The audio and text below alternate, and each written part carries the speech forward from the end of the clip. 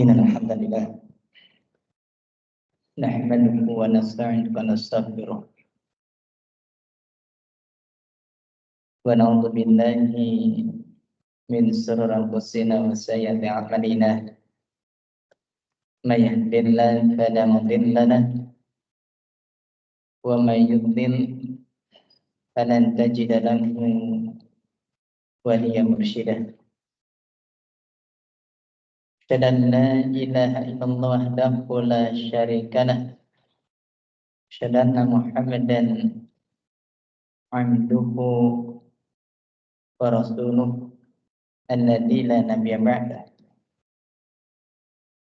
Ya ayyuhalladzina amanu taqullaha haqqa tuqatih wa la tamutunna illa wa antum muslimun. Ya ayyuhan nas ittaqu rabbakum alladzi khalaqakum min nafsin wahidah wa khalaqa minha zawjaha wa batha minhuma rijalan katsiran wa nisaa wattaqullaha alladzi tasaaluna bihi wal arham innallaha kana 'alaikum raqiban.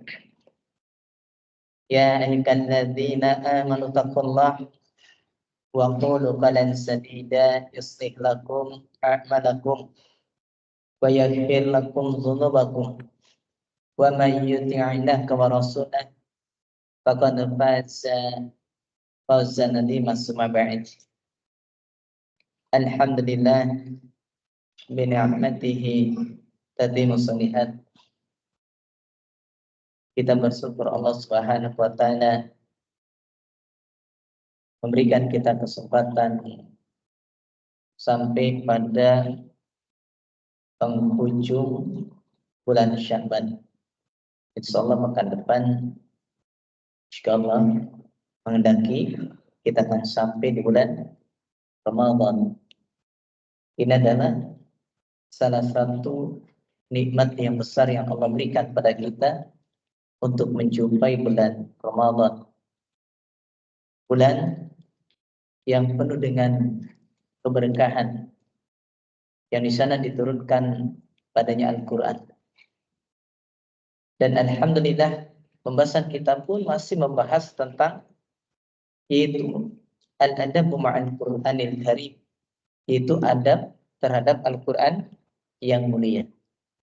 Dan ini harus kita terapkan apalagi ketika kita memasuki bulan suci Ramadan, agar kita kemudian mendapatkan keberkahan dari bulan Ramadan tersebut dan mendapatkan faedah yang besar ketika kita kemudian mengamalkan Al-Quran, apakah dengan membacanya ataupun menghafalkan ataupun pula dengan mengkajinya.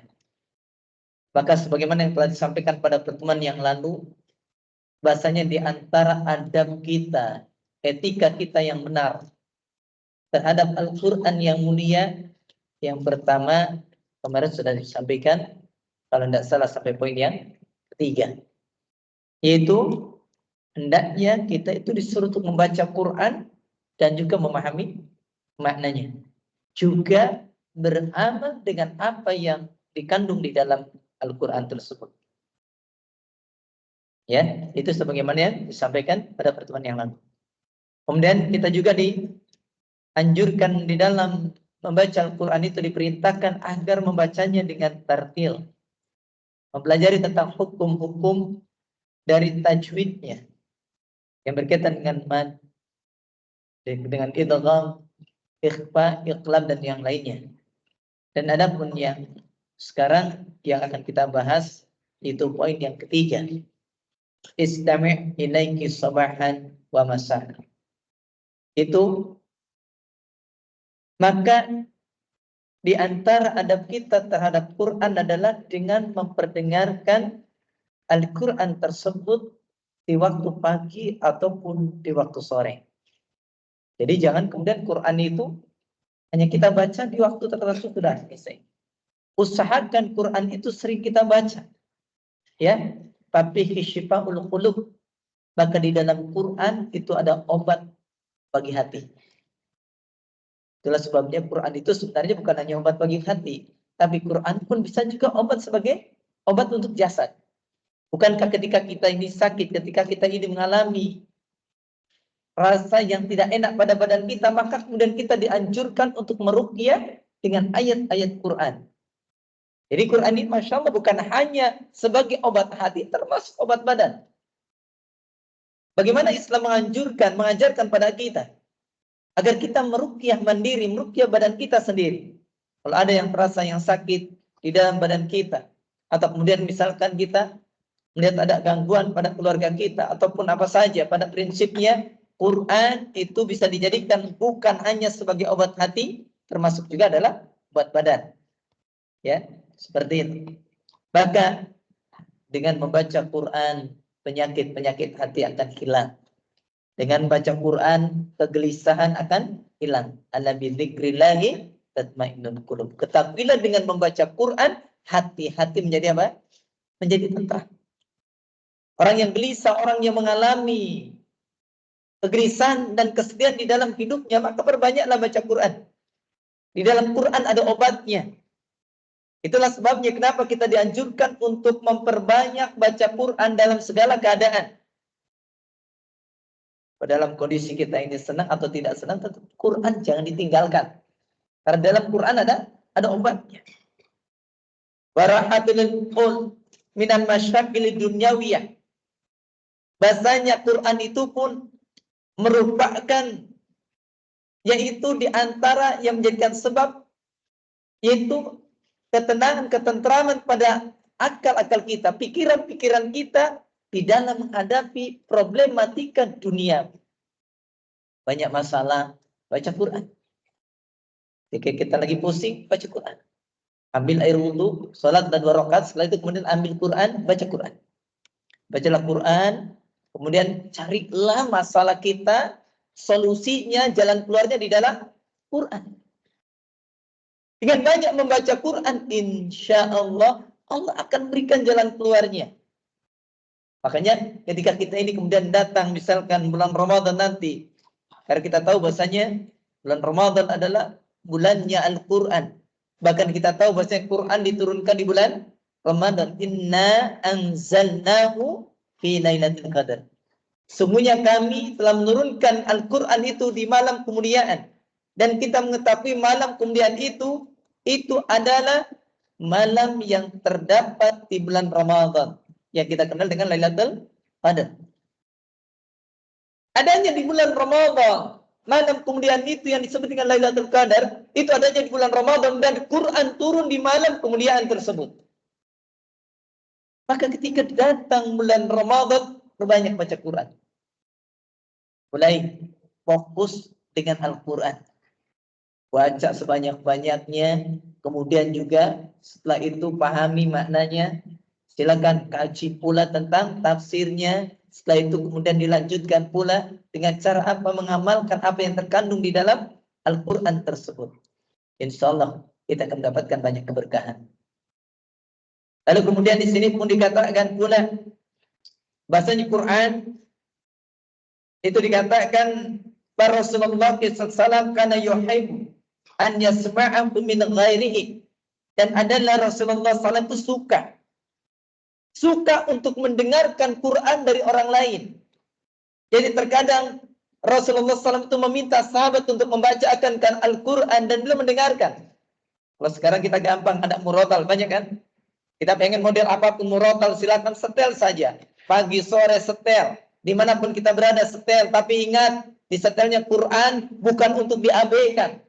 Ini mari setel Quran, kemudian diabaikan. Itulah sebabnya para ulama kemudian memberikan peringatan pada kita, jangan menjadikan bahasanya ringtone atau yaitu nada dering pada HP kita itu dengan Quran. Kenapa? Begitu Qurannya muncul, panggilan masuk Quran muncul, kita matikan, jangan.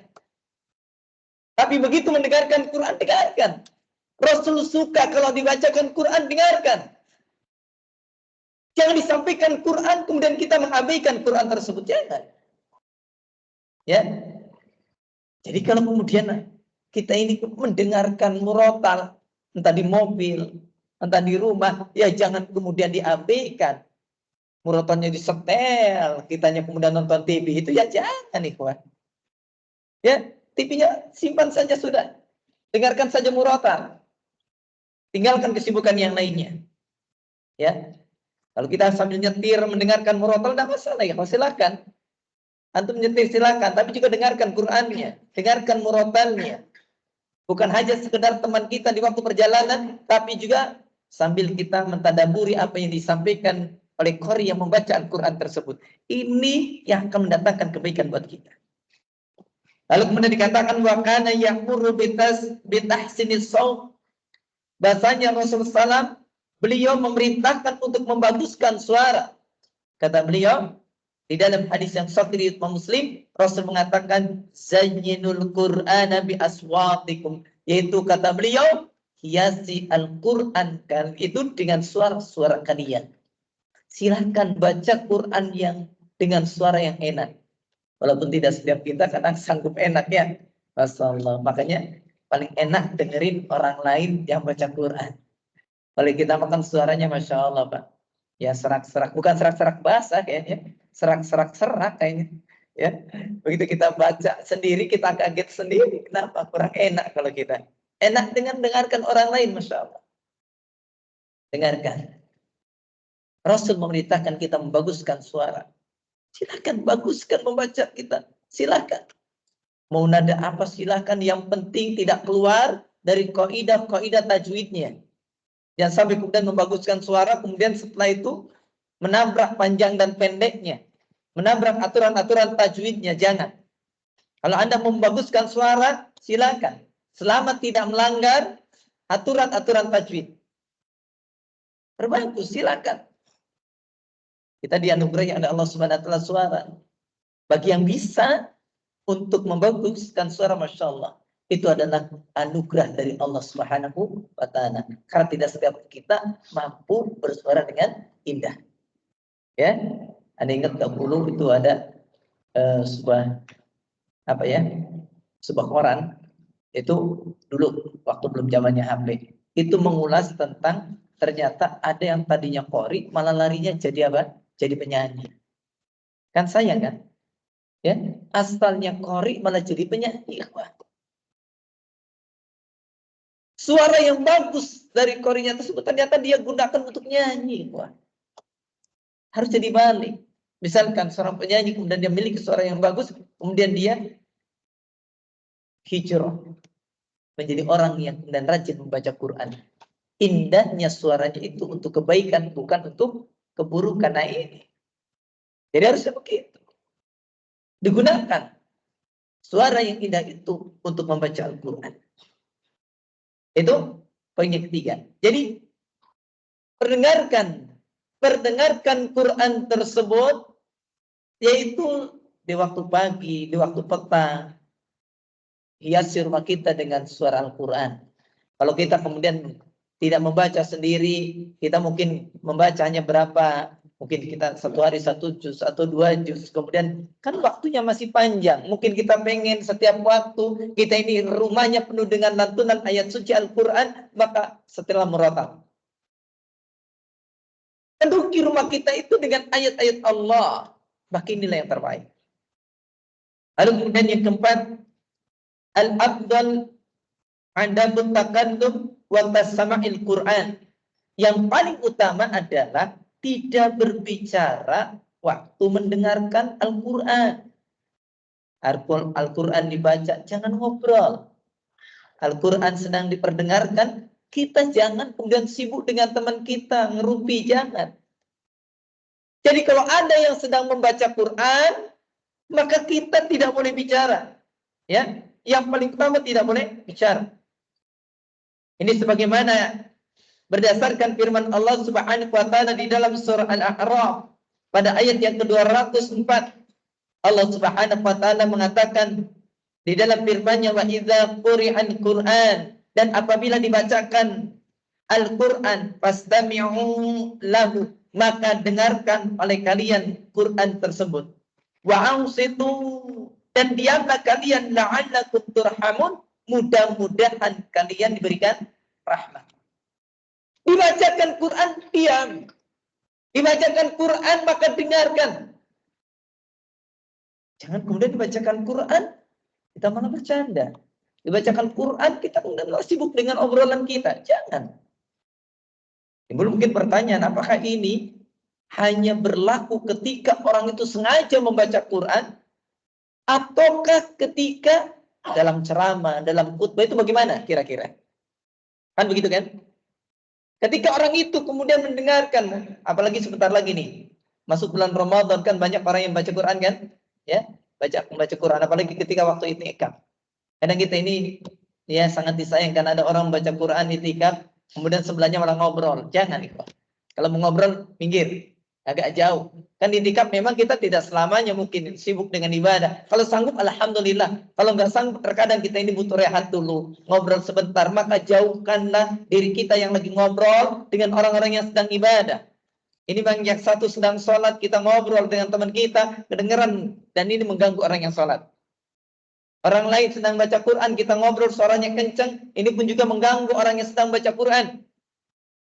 Maka kalau ada yang baca Quran, dengarkan. Lalu bagaimana ketika disampaikan di dalam khutbah? Bagaimana kalau sedang disampaikan di dalam ceramah? Apakah kita wajib mendengarkan ayat suci Quran?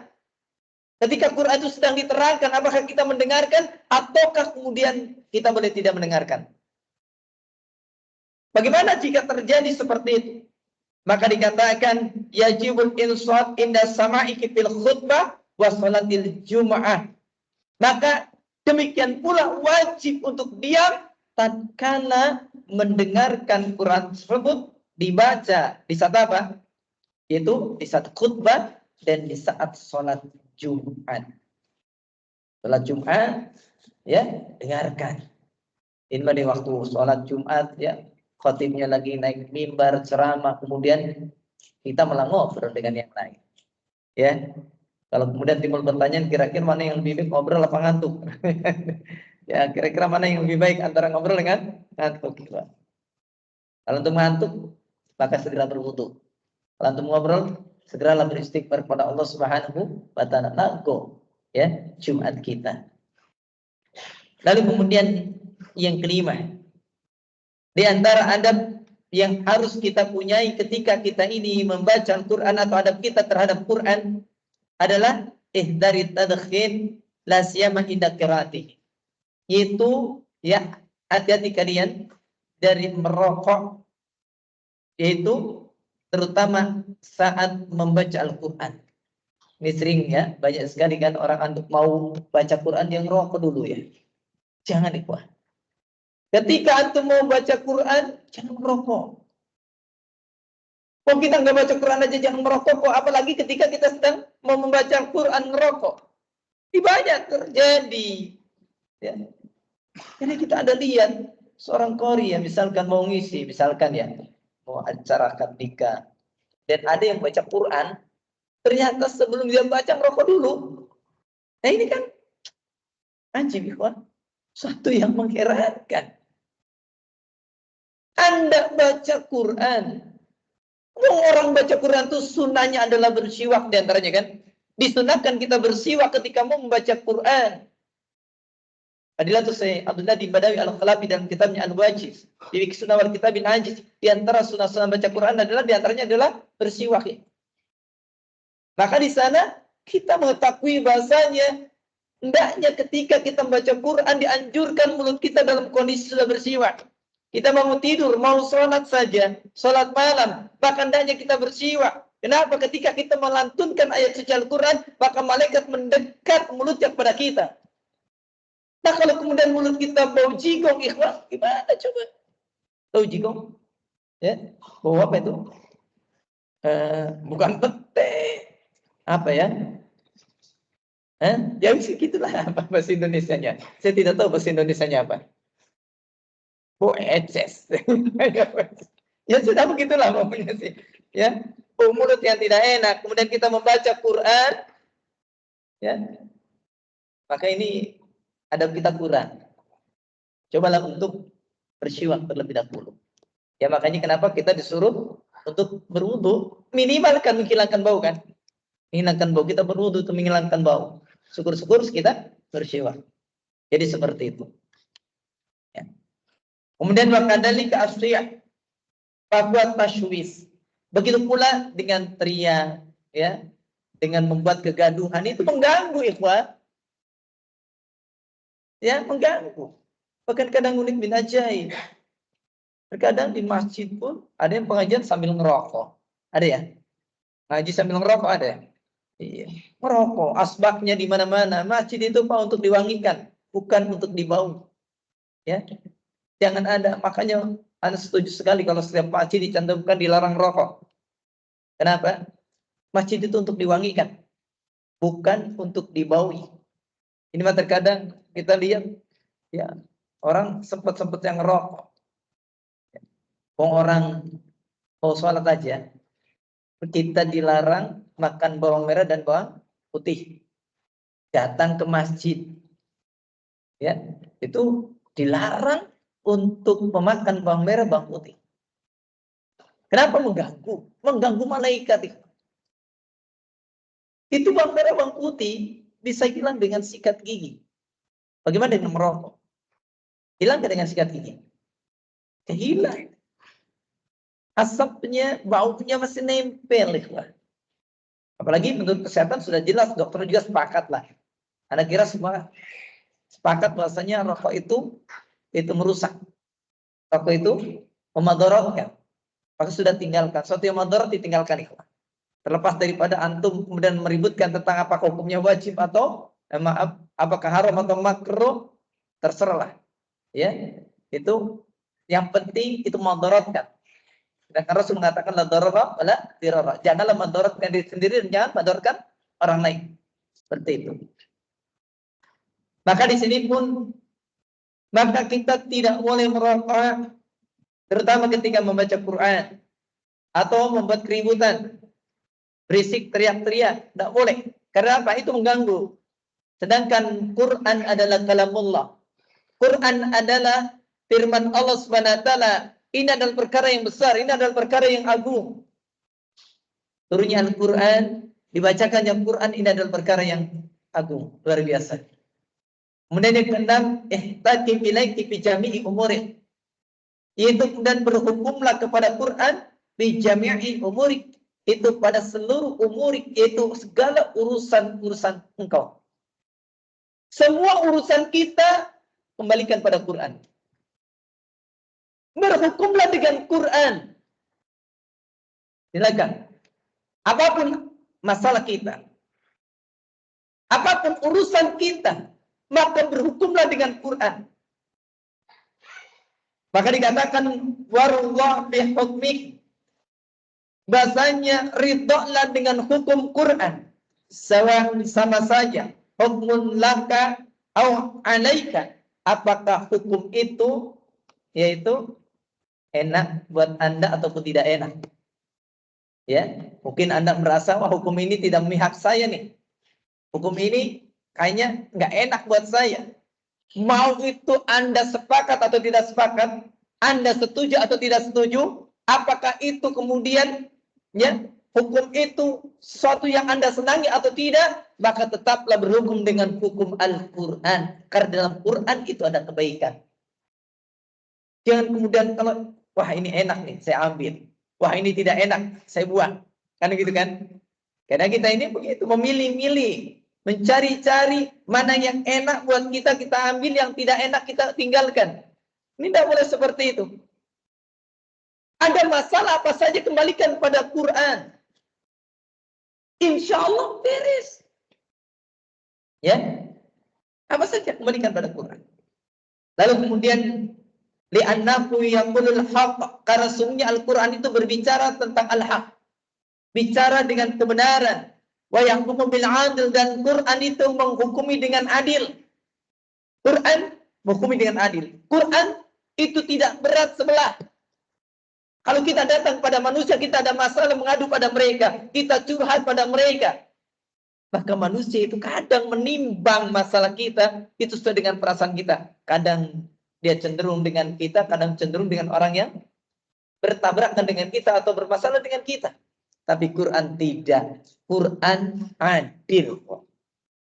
Jadi kalau ada masalah, kembalikan pada Quran. Itu artinya kita beradab kepada Quran. Ada masalah, kembalikan. Ada masalah, kembalikan. Jangan pernah ragu untuk mengembalikan seluruh masalah kita kepada Quran. Jangan sekali-kali kita ragu. Ya, ini kayaknya hukumnya nggak enak. Ikuti saja. Ya, karena bisa jadi kita itu tidak menyukai apa yang jadi keputusan Al-Quran, padahal di sana banyak kebaikan yang banyak.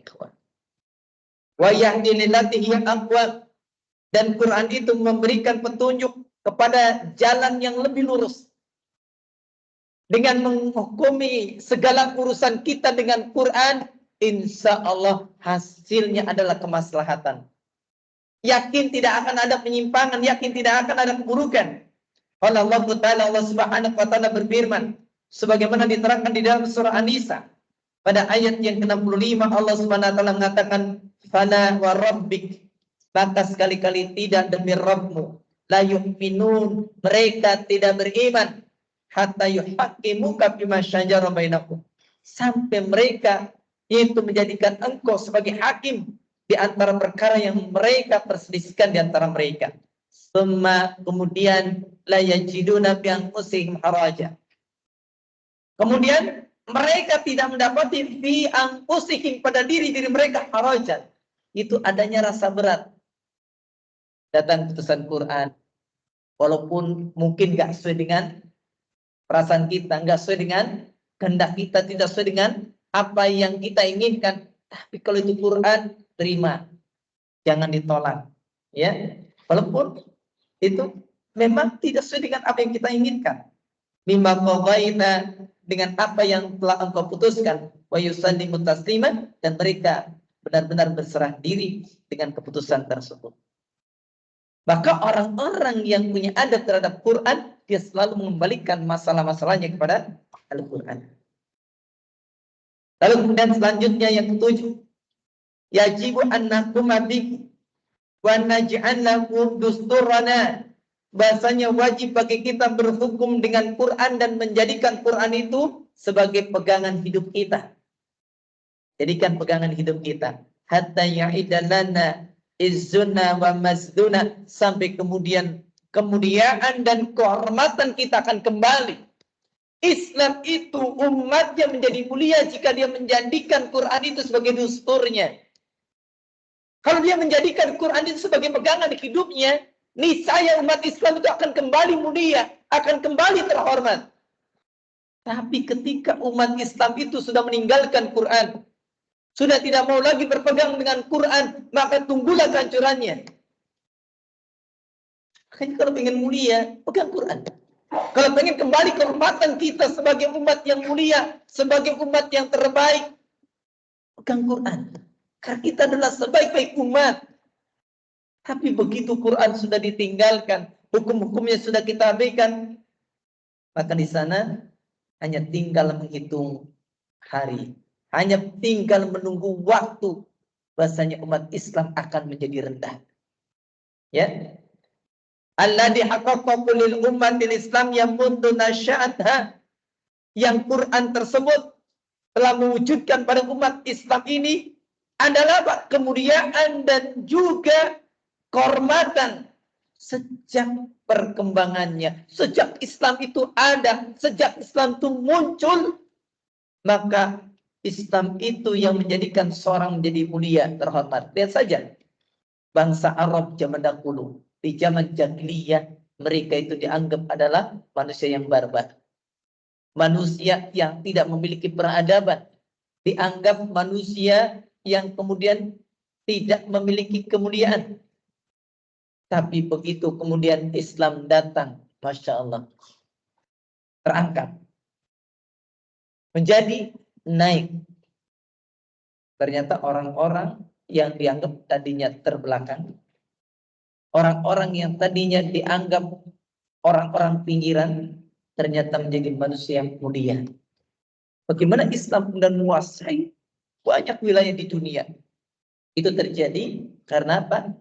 Karena Islam mengangkat derajat manusia. Orang yang tidak mengikuti Islam, maka dia akan jatuh terpuruk. Wal yawma, dan pada hari ini lama taraknal hukma bima bihi, kemudian tafarraqna wa ikhtalafna, dan pada hari ini tatkala kita sudah meninggalkan hukum Quran, Dan kita pun telah bercerai-berai dan juga kita itu berselisih.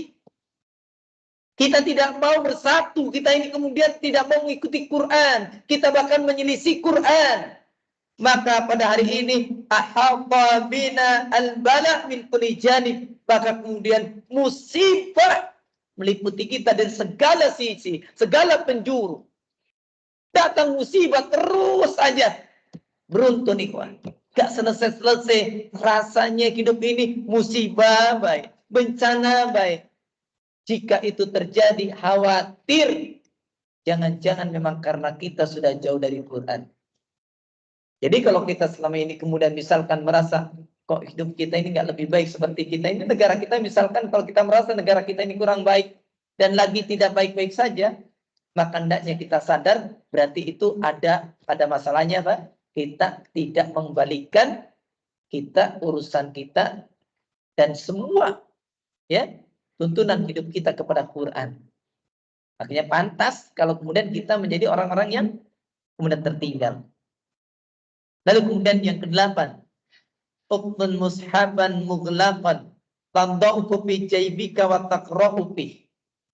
Maka kemudian ya buatlah mushaf yang kecil atau yang minimal, yang tertutup, yang engkau letakkan fi jaybika di dalam sakumu. Ya, silakan cari Quran yang kecil yang bisa engkau kantongin. Wa taqra'u fihi, dan engkau bisa membaca pada Quran tersebut. Jadi cara memuliakan Quran, cara kita beradab dengan Quran adalah maka kita usahakan Quran itu ada setiap hari dekat dengan kita. Kalau dahulu mungkin kita lihat ada mushaf yang gede kemudian dikecilin, dijadikan minimalis. Ya, kalimat uqtun itu artinya dijadikan kurus, dijadikan rapi. Quran yang biasanya tebal, yang kita bawa dalam tas sekarang ganti. Jadikan Quran yang kecil yang nanti kita bisa membaca kapanpun, setiap waktu ketika kita ada kesempatan. Orang-orang Jepang saja pada dalam setiap kesempatan mereka buka buku, baca buku, betul enggak? Mereka maju hanya dengan baca buku dunia, ikhwan. Bagaimana kalau umat Islam setiap waktunya dia buka buku, dia baca, yang dibacanya bukan buku biasa, tapi kitabullah, tapi Al-Quran. Dia duduk di halte menunggu datangnya bis, dia buka Quran. Ketika dia sedang menunggu antrian, dia buka Quran. Ketika dia dalam kondisi istirahat dari kerjaan, dia buka Quran. Ketika dia di sela-sela sholatnya, dia buka Quran. Seandainya itu bisa kita laksanakan, insya Allah, maka ini akan menimbulkan kemuliaan, adanya izzah. Ya, coba saja. Ya, makanya dahulu kan kemudian ngetrenkan Quran dikecilin kan, dikecilin, masya Allah. Tapi ada juga yang terlalu kecil kayak korek api sampai nggak kebaca itu. Ternyata itu bukan untuk dibaca, untuk jadikan jimat. Nah ini salah. Ya, kalau untuk jadikan jimat salah.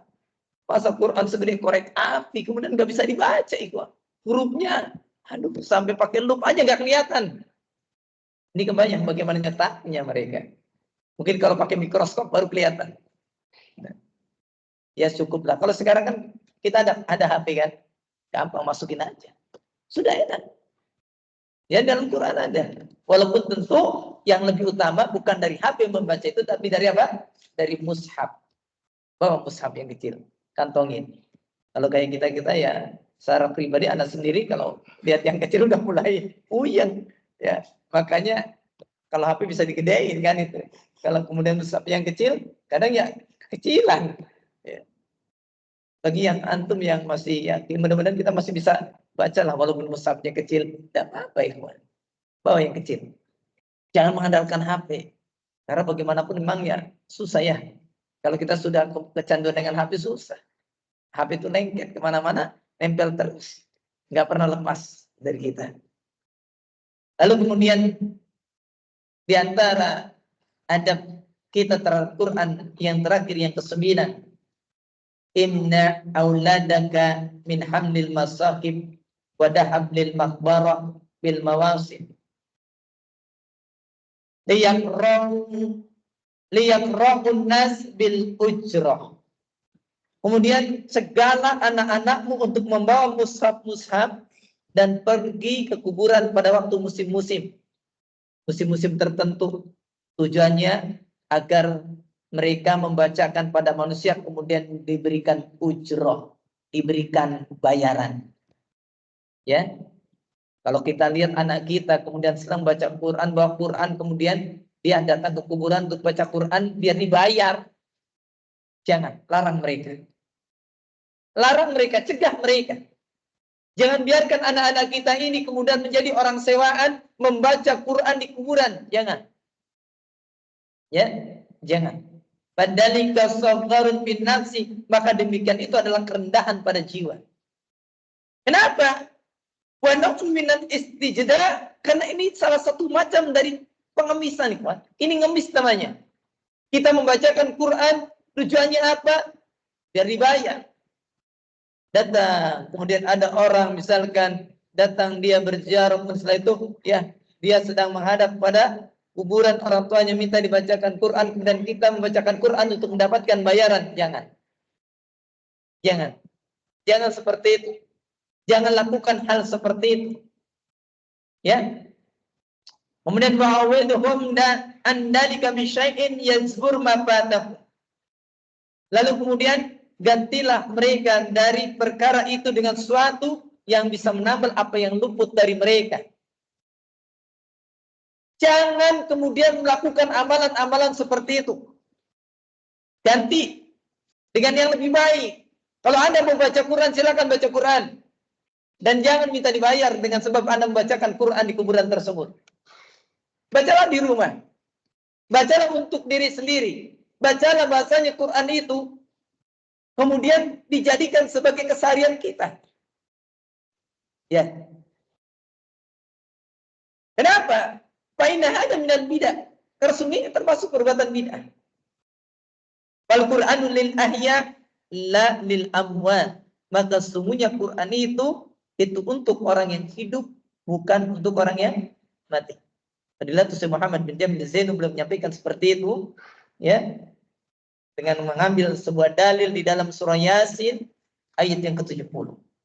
Kata beliau, kalau Allah Ta'ala, Allah Subhanahu wa taala berfirman, kata Allah, liyundhira man kana hayyan, bahasanya kata Allah Subhanahu wa taala, Quran itu untuk memberikan peringatan pada orang yang dia itu hidup. Orang yang hidup dia mendapatkan faidah dari peringatan yang disampaikan oleh Quran. Adapun orang yang mati, dia tidak mendapatkan faidah dari peringatan yang disampaikan oleh Al-Quran. Faidah itu hanya didapatkan bagi orang yang hidup. Adapun orang yang mati, maka dia membutuhkan adanya apa? Adanya doa ampunan. Makanya dikatakan waqad waqafa Rasulullah sallallahu alaihi qabri ahadits sahabat, dan sungguh Rasul sallam itu pernah berdiri di atas kuburan salah seorang sahabat, waqala li sahabatiki, lalu kemudian Rasul berkata kepada sahabatnya, istaghfiru li akhikum, mintakan ampunan oleh kalian untuk saudara kalian, wasallallahu tasbih, dan kemudian mintalah kepada Allah oleh kalian bagi dia, bagi saudara yang mati tersebut, at-tasbih, diberikan ketetapan di dalam jawab pertanyaan di dalam kubur. Fa innahul an yus'al, karena sungguhnya dia sekarang akan ditanya. Maka yang dibutuhkan oleh orang yang meninggal adalah doa ampunan yang kita panjatkan kepada Allah untuk mereka. Mintakan ampunan kepada Allah untuk mereka. Ini sebagaimana dalam hadis yang sahih riwayat Imam Ahmad. Ya. Kemudian walam yaqra ar-rasul wala sahaba al-Fatihah wa ghairiha wa ghairuha min al-Qur'ani al-qubur wal amwat. Dan kemudian Rasulullah dan para sahabatnya tidak membacakan Al-Fatihah dan selainnya dari Al-Quran di atas kuburan dan atas orang-orang yang meninggal. Wabil hadis, di dalam sebuah hadis Rasulullah SAW mengatakan di dalam riwayat Muslim, kata Rasulullah, taj'anu buyutakum maqabir, janganlah kalian jadikan kuburan, rumah-rumah kalian itu sebagai kuburan-kuburan. La taj'anu buyutakum maqabir, janganlah kalian jadikan rumah-rumah kalian itu sebagai kuburan. Innal baita, sungguhnya rumah alladzi tuqra'u fihi suratul baqa la tadkhuluhu syaitan, Maka dikatakan sungguhnya rumah yang dibacakan padanya surah Al-Baqarah, maka setan tidak akan memasukinya. Makanya yang diperbanyak untuk baca Quran itu adalah ketika kita berada di mana? Di rumah, bukan ketika di makbarah, bukan ketika di area pemakaman. Itu yang disampaikan di dalam penjelasan yang disampaikan di dalam min adabil Islam yang disampaikan oleh Fadilatul Syekh Muhammad bin Jamil Zainu rahimahullah ta'ala. Itu saja yang bisa saya sampaikan. Mudah-mudahan bermanfaat khususnya bagi Anda yang menyampaikan dan umumnya bagi yang hadir dan mendengarkan. Benar datangnya dari Allah, salah itu kesalahan Anda sebagai manusia biasa. Semoga Allah Subhanahu wa taala menghormatinya. Syukran jazakumullah khairan. Wallahu a'lam bishawab. Subhanakallahumma wa bihamdika asyhadu an la ilaha illa anta astaghfiruka wa atubu ilaik. Akhir da'wana alhamdulillahi rabbil alamin. Assalamualaikum warahmatullahi wabarakatuh.